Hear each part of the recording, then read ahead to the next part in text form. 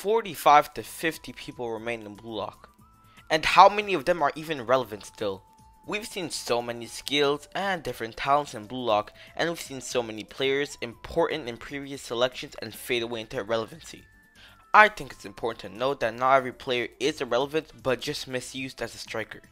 We've basically seen characters with much better weapons than our main cast, but they still don't play as an important role in the story anymore. This is why today I will be listing down the biggest waste of talent in all of BlueLock. Quick admission before this video starts, only this amount of people that watch my videos are subscribed, and I'd appreciate it if you subscribe considering that each video takes 6 to 8 hours to edit and I post each Monday.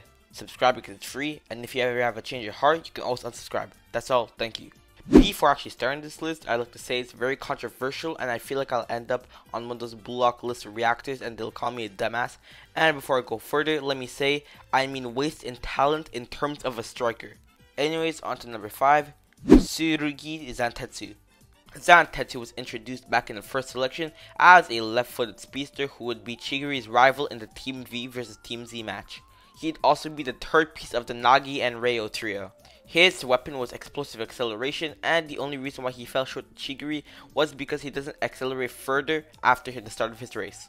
In terms of speed, he's top 3 in the BlueLock facility, and we haven't seen him really get to play ever since the first selection. He had a pretty impressive showing in the Team V vs Team Z match, having 1 goal and 1 assist. There's no reason why he shouldn't be more relevant in the story, because he can literally rival Chigiri. I don't know about you guys, but I feel like he's really underrated as a striker in general because of his explosive acceleration and speed and his curved shot as we've seen in episode Nagi. That does it for number 5, and we're on to number 4, Nico Iki. This is probably going to be one of the most controversial takes, but I think Nico's talent are being wasted. We already know Nico has good spatial awareness like Isugi. We also know that Nico is a good defender, but like I mentioned earlier, this video is addressing waste of talents in terms of being a striker. We've seen what Nico is truly able to see, and we've seen him during the first selection, Japan U20 arc, and currently the Ubers game. The reason why I find that his talent is being wasted is because we haven't seen Nico score in the current game. We know that he has scoring abilities because he scored 4 goals, surviving as his team's top striker in the first selection. When Team Z faced Team Y, it was both teams' second games, and Nico hadn't scored in that game. As we know, Team Y had 2 games left, meaning he had to score 4 goals in those 2 games, averaging 2 goals in 2 games, and 1 goal per game in the first selection, which is better than any Team Z player's average in the whole entire selection. So with that being said, we definitely know Nico has scoring abilities, but every game we've seen him in, including episode Nagi, he's been on defense. The author made Nico like a type of rival for Isugi, but he's not really rivaling Isugi. They're just going against each other because Nico's always on defense, and we haven't seen Nico actually try to attempt to score a goal on offense. I really want to see if Nico can beat Isugi Jr. on offense, because I can't lie, he's just been playing like a defender this entire series with his assist to Okawa and stopping Shido. I just want to see my boy on offense, man. Now, this next player who I'm gonna say I'm sure I will cause controversy and get cancelled over. Number 3, Jin Kagamaru. Listen, chill the fuck out before. Let me explain myself. Like I've mentioned this entire video, I'm talking about wasted talents in terms of being a striker. As we know, Kagamaru's weapon is his physicality, being able to shoot the ball from anywhere on the field and from any part of his body. This weapon is also mixed in with his hyper fast reflexes. The only possible default to his weapon is that it affects his accuracy, but he passed the second selection at an okay speed, so I guess he's accurate enough. We've seen Kagamaru do insane shots in the first selection, such as the scorpion kick and some of his headbutts. Plus, as we know, because of his goalkeeping, he's got super fast reflexes that are on par with Shido's, and maybe even faster because he got to the ball before Shido arrived to headbutt it right before Shido's big bang drive.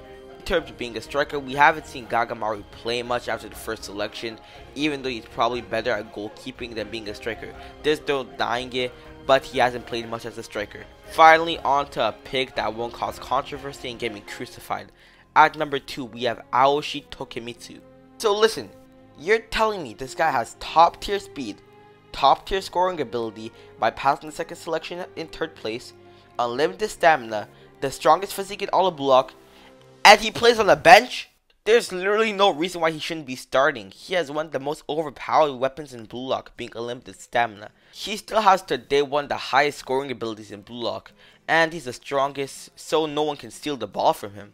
We've seen him excellent in 1v1s, especially keeping up with Bachira and actually stopping him. Like, am I the only one that finds it ridiculous that he didn't start in the U20 match? He would have been a problem even on defense. Everything has just gone downhill for Tokumitsu ever since Adam Blake shoved his ass. I generally don't know why the author made such an overpowered character just to let him go like that. I'll even go on a limb and say that he's better than Aryu. Tokumitsu is probably still at the stage of being one of the best characters in BlueLock, like in terms of playing, but there's generally been no reason of why he hasn't been involved in the story more. Alright, the climax of the video is here, the #1 spot. And finally at the #1 spot we have Ryo Mikage. Listen, hear me out real quick. So we know that Ryo has the best weapon in all of BlueLock, being his chameleon ability. He can basically copy any move with 99% accuracy. He's basically the Kisei of BlueLock. Anyways, here's my point. We haven't seen Ryo done much as a striker. We've only seen Ryo take a total of 3 shots in a current game in the entire series.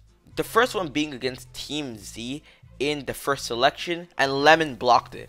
The second one was in the third selection when his ability was revealed and he scored his first goal in the series. The last one was in the Bastion Munchin vs Manshine City game when he emulated Rin's shot and it ended up being blocked by Gagamaru with his Rin's was better manga panel. Out of all the live games we've seen in BlueLock, he has only scored 1 on-screen goal and has a 33% chance of making a shot. So basically 60% of his shots we've seen have been blocked by goalies that have came from Team Z. Now before I get flamed, Ryo's dream isn't exactly to be the best striker in the world just to make him and Nagi the best in the world, but the thing is, BlueLock is a striker's program. Even though we know that he doesn't want to be the best striker in the world necessarily, there's no reason why he couldn't have scored more goals in any of the games. He usually just passes right before he scores. We know he has top tier scoring abilities because of his 6 goals in the first selection and ranking 10th in the second selection. But the fact that he has the best weapon in BlueLock and can't do jack shit other than assist is just insane to me. Now, with that being said, you guys probably gonna crucify me in the comments, but that's my list for the biggest waste of talents in BlueLock. Thanks for watching, stay happy and healthy, and yob yob.